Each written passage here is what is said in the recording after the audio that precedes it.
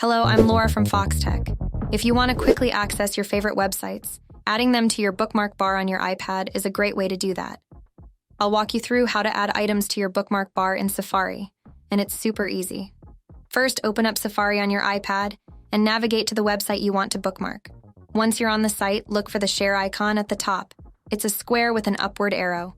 Tap that and you'll see a list of options. From those, select Add Bookmark. Now, when adding the bookmark, you'll be asked where to save it. You'll want to choose Favorites or another folder that shows up on your bookmark bar.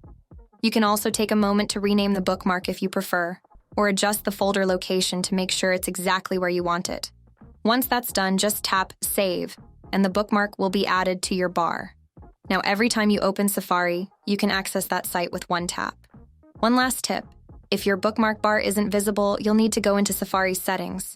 Open the Settings app, find Safari, and make sure the Show Favorites bar option is enabled. This ensures your bookmarks are easily accessible every time you browse. Thanks for watching, and I hope this video helped you get your bookmarks organized.